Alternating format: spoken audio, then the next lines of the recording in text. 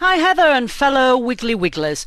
Now, I have a complaint to make. I was listening for the first time to your podcast while shopping last week in Tesco's. Now, all the fun and the banter between you lot made me smile so much that it ended up being raucous laughter in the middle of Tesco's, which surprised a lot of the other shoppers around me and caused me much public embarrassment, especially as I was buying some cider at the time. I think it was mid-morning, so I think people actually thought that I'd hit the alcoholic beverages a little bit too early. Now, the only way that you can get rid of this public embarrassment on behalf of this listener is two things. One, in future, make your podcast much less entertaining, have a lot less laughing, lot less information, and in fact, make it the most bland podcast on the earth.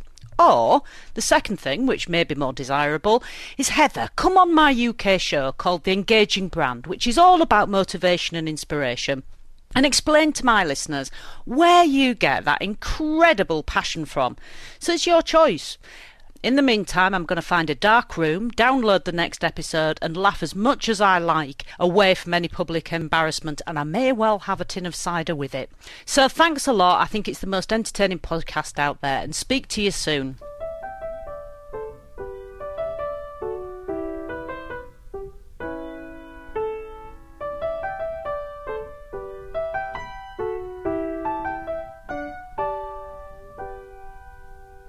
Oh, that was nice from Anna Farmery, but she's just written me an email before we get started with this Wiggly Podcast 49, and it says, I've got a bone to pick with you.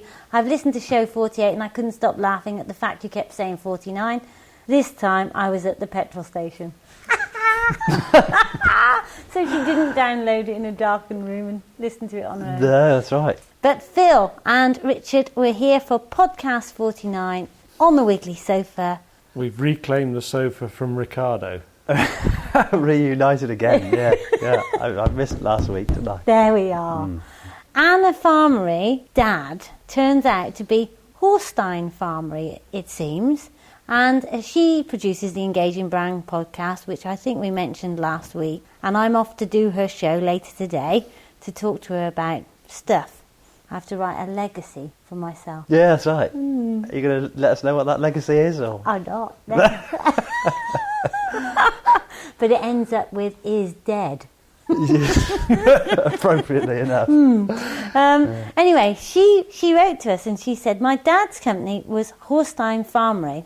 He retired back in the 80s. He made grain dryers, sprayers, I know not great for organics, pig pens, conveyor, etc. And it turns out that you used to use Anna's dad's products. I How did. can this be, Farmer Phil? Well, some years ago, when I was but a lad, I went to work on a farm in East Anglia for a year for experience and the goodness of my character building and all the rest of it. And my boss, who actually originally 20 years before that came and worked for my father as a student, so it was just desserts that he had to put up with me, bought a Horstein Farmery CDA sprayer, which at the time was completely cutting-edge technology because CDA stands for Controlled Droplet Applicator, and by controlling the size of the droplets, you could reduce the rates drastically. And it meant that we were spraying huge areas with small amounts of water, and we were using less than a fifth, probably up to a tenth of the chemical. Right. So he was well ahead of his time, was Horstein Farmery. So it may not have been for organic farming, but certainly for reducing. Absolutely.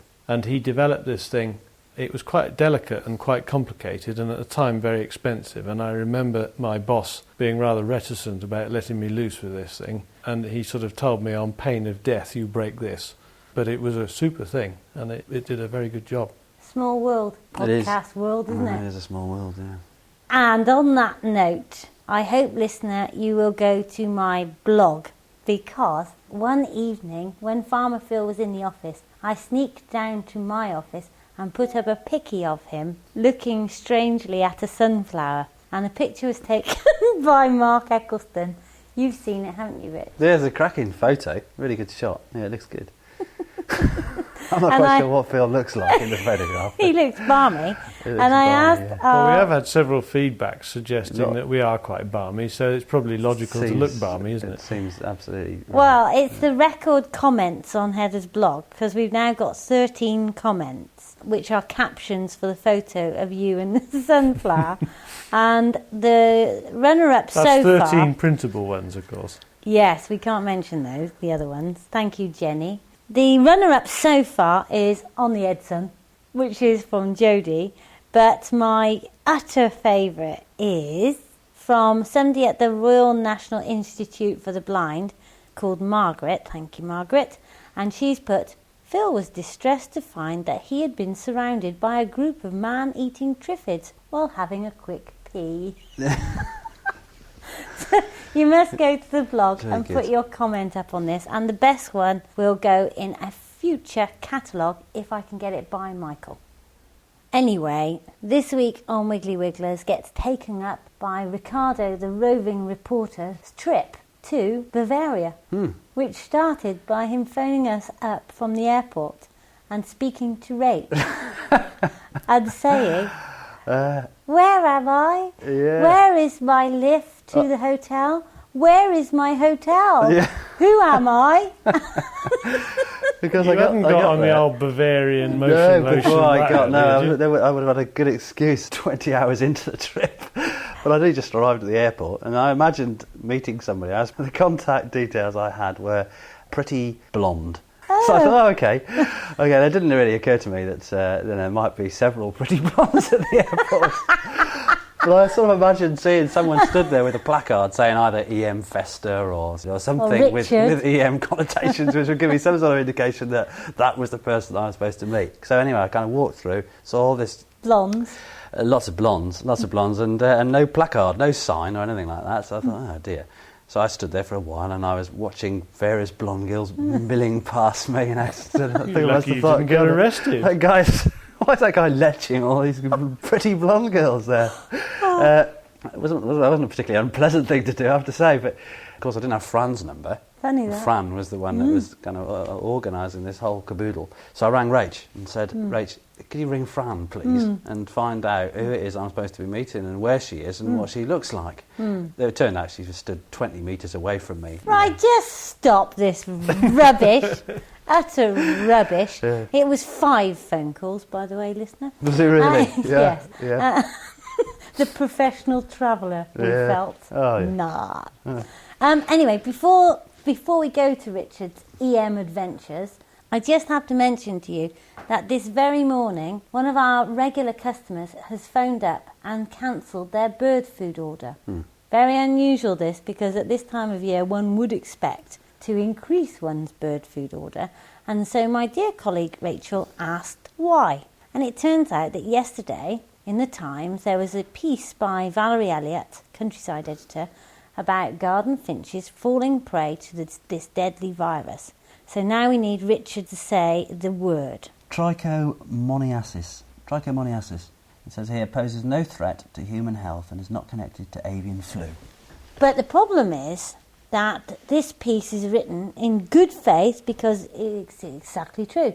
It does kill greenfinches, and we had it here last year, and I know when many of our customers had it too, and finches get it, especially when they're sharing feeders. And so, of course, customers think, what we must do is not feed the birds. We have the same situation all the time, the media pick up on something and go, God, it's going to be chaos, everything, all our garden bird population going to die out as a consequence of the latest new disease. But of course it's not a new disease, like you say, it's something that's been around for many years. It just happens that this year those parasites have proliferated to such an extent that they're bumping off more greenfinches and chaffinches. Warm and wet, I think. I don't know, but... Yeah, it seems perfectly plausible. Anyway, the upshot is that if you don't feed your garden birds, they're more likely to get disease because they'll be less healthy. They will, absolutely. So the worst thing people could do is stop feeding. And what you do need to do is move your feeders. Here, on a regular basis, we move the feeders from place to place, and while you move them, clean them, or cleanse them, or whatever it is. Might be that we need to EM them. Yeah, absolutely, yeah. But we need to clean them, move them, and carry on feeding the birds. I know you'll think I'm biased because I'm a bird food person, but I'm not. And presumably the best thing is to use a proprietary bird table type cleaning agent. Dettol and a wire brush perhaps isn't appropriate, or not?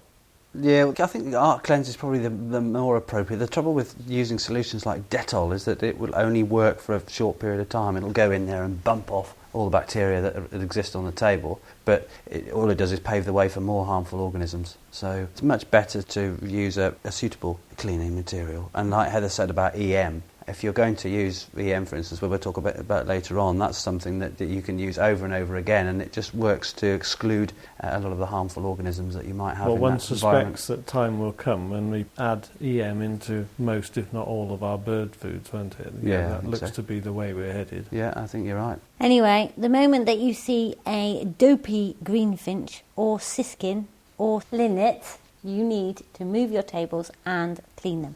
Mm-hmm. Probably best to just do it. Just do it!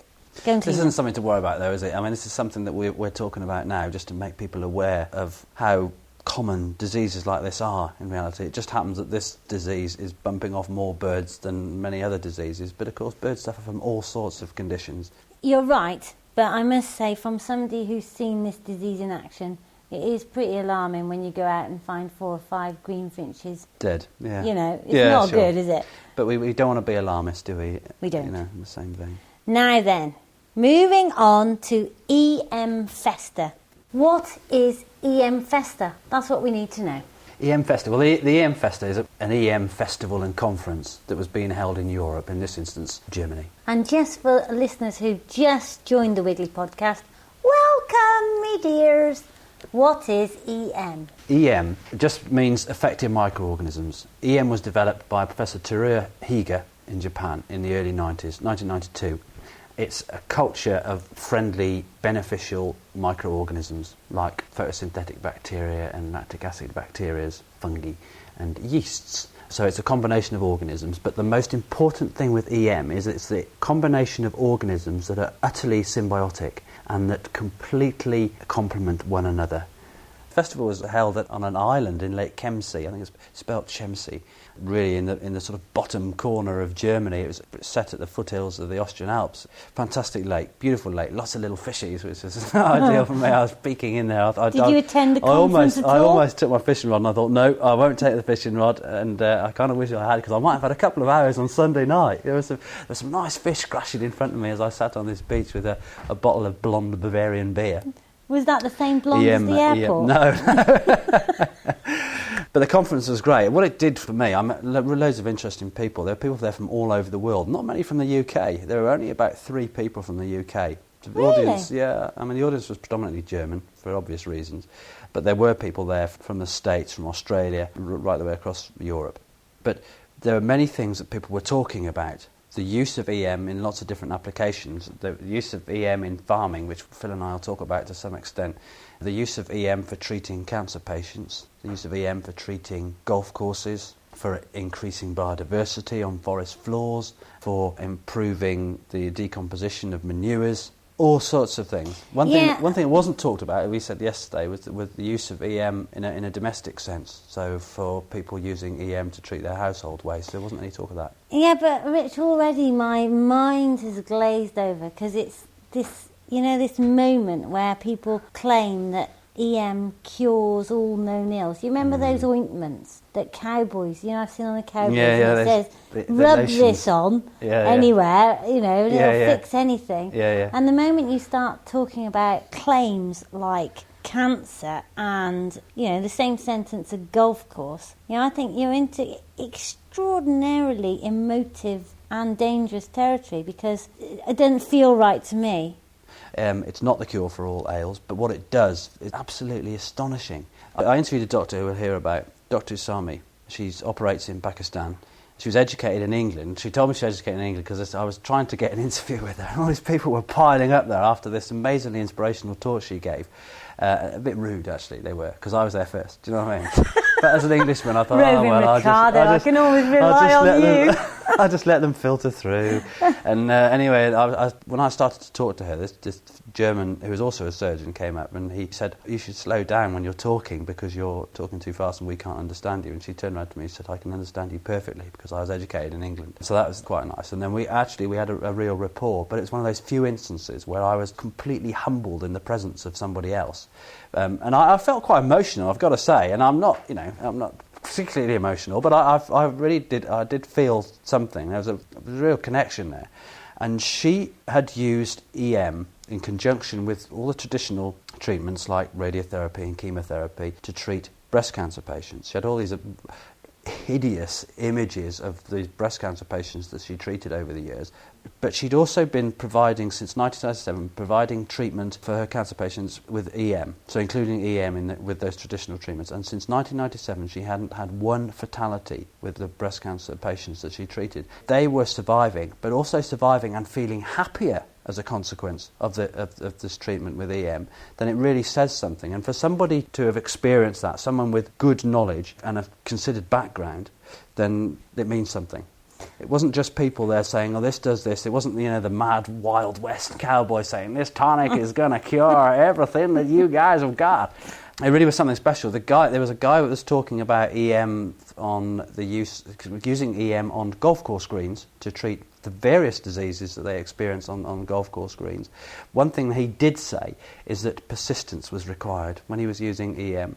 Persistence was required, but they got to a situation where chemicals are being banned on golf courses in many states in the US, and they have to look for alternative methods. So they had no choice in many respects. So people had turned to EM because they'd run out of choices. But what they had realised is that the use of EM in many respects was benefiting the conditions far exceeding the conditions that they'd previously experienced when they were treating with chemicals. You do go on, don't you? Because the thing is, how are you going to fit your interviews in now? Ricardo, I should shut up. But there's one other interview. No. There's one other interview that I wanted to talk about. That Phil and I will talk about. We're not going to have time to talk to it today. I was talking to a guy called Percy Schmeiser, who's a Canadian farmer. He's farming on those vast Saskatchewan plains, and he mainly produces oilseed rape for seed. Canola. Absolutely. Top bloke, but he's been battling with Monsanto for 8 years. Now, what had happened is there were some GMO crops growing adjacent to his fields, and some of his crop had been infected with the GMO, been contaminated, cross-pollinated, which defies everything that we hear about government saying, no, we won't get cross-pollination, we won't get contamination, etc., etc. Of course it will. I mean, it's going to happen. Yeah. We all know that, really. Anybody with any sense knows that. What's happened with Monsanto is when he'd harvested his crop, they'd found that because some of his crop had been contaminated with what Monsanto were growing, because they have it's the most ridiculous situation. They have the right over that crop because it's a crop that they are responsible for genetically engineering. So what they said that he was stealing from them. He was stealing their crop because they had contaminated his crop. So he'd had to go through this massive court proceeding for many, many years. And in actual fact, he lost the case. In the end, it went to the Supreme Court and he didn't have to pay costs. But he's kept all the literature from his experiences, and some of which is shocking. They really are bullies beyond belief. So now you want me to move on from EM to GM. Look, forget it, matey. We can't do that. But what I want to it ask makes you, for interesting if you would just listening. shut up.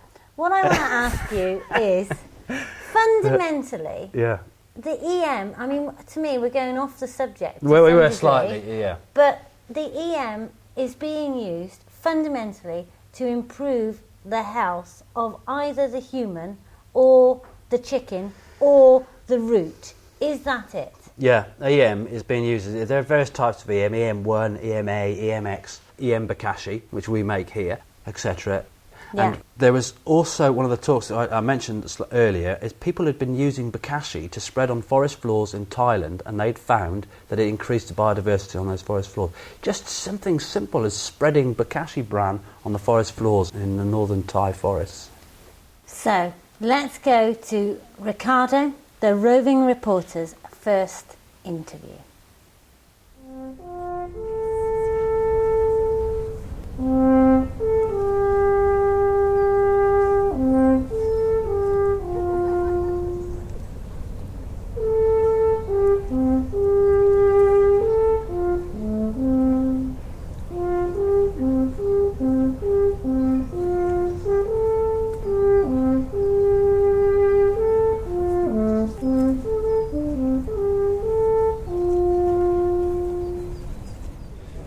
just had an address from the mayor of the island that we're on, and Professor Higa was stood next to him. You heard the Austrian horn, something, a beast about 12 foot long, the guy was playing then, but this is a fantastic setting. I'm gazing out across Lake Shemsee, just at the foothills of the Austrian Alps, in actual fact, and I gaze across this clear lake, fish dappling the surface. There's a whole throng of people behind me, but I couldn't imagine a more superb setting for a conference. So hopefully the talks that we'll listen to today will be as interesting as the scenery is inspiring. Hello, Professor Usmani. Hello. I was completely inspired by your talk. It's probably, for me, it was one of the most passionate, heartfelt speeches of this seminar so far by a long chalk. The material you talked about was predominantly about treating patients with cancer, especially breast cancer, with EM. That is my passion, my research, a whole long lifetime. Right. And you, where do you practice? I am a surgeon by profession. I did my fellowship from London and MD from the States, and then I went back home and worked as a head of department of surgery for 25 years, right. And also principal of the medical school for 6 years. Right. Now I'm doing only research for the last 5 years on breast cancer, but I have 28 years behind me of only research on breast diseases and cancer, which is very common, as I said. Yeah, 35% of all cancers. Right. And how did you discover EM originally? Well, I was treating a lot of breast cancer, and the person who was using it was one doctor who was from the agriculture side. Right. He is a friend, and he once came and said that Professor Higa from Japan was visiting, and if I would like to meet him. I said, certainly, it would be a pleasure. So he brought him along to my breast cancer clinic. I run a clinic there 5 days a week. Right. And there we get 3 to 5 new cancer patients every day. Right. And we used to get sometimes as much as 7 or 8, which was a very, very high incidence. Right. And so Professor Higa mentioned, and I thought anything I would add to the treatment modalities which are used all over the world. Yeah. So I added the CMX in 97, and I found fantastic results. We were giving them from day one, and their vitality, as I showed you, their work status, their quality of life was better. They were living longer. The spread did not occur as in other women because we had control for all the groups. And after giving the standard treatment, if they developed secondaries, we gave them the CMX, and the disease became static somehow. Right. So I found it extremely useful. Quality of life was much better. It's astonishing, isn't it? I mean, are you truly amazed by the I am way it amazed, works? and that's why today I recommend Professor Higa, who is the creator of EM technology. Again, I was showing that it's environmental, water pollution, food pollution, and all the dirt and dust around us. EM technology is used for that. Right. And also EMX for human consumption. Right. So he should be nominated for a Nobel Prize because he's the creator of all this. But nobody seems to think about it. Well, it's incredible, you know. I mean, it's certainly in England, there are so few people have heard of EM even, let alone realise the extent to which it can be used in treatment. So. Yes, it should be used. I would say any time it should be used. It increases the immunity of the body, the immune cells. They increase their immune modulation, and that's why I think it should be used more and more. And I'm recommending it because I have seen the results for 10 years at least, and the women are living, working normally. Some are engineers, some are professors in the medical schools, bankers, and in different classes of society, even housewives. Housewife is a full-time job. Right. So it's quite an undertaking for a woman who has had breast cancer. Absolutely. They are doing so well for 10 years, 15 years. So I'm really impressed. Excellent. Well, thank you very much for your time, and it's a pleasure to meet you. Welcome. I love your roving Ricardo report, Ricardo.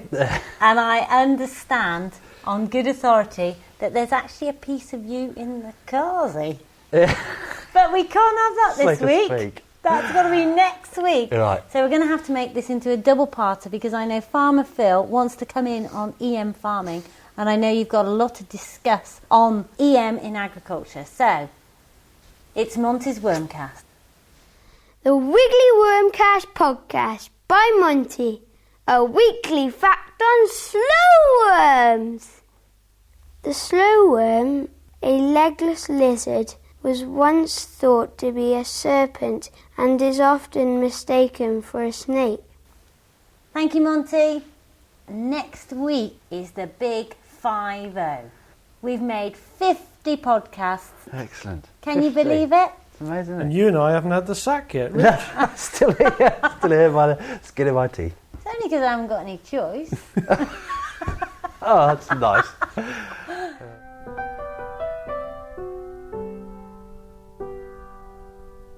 Bye for now.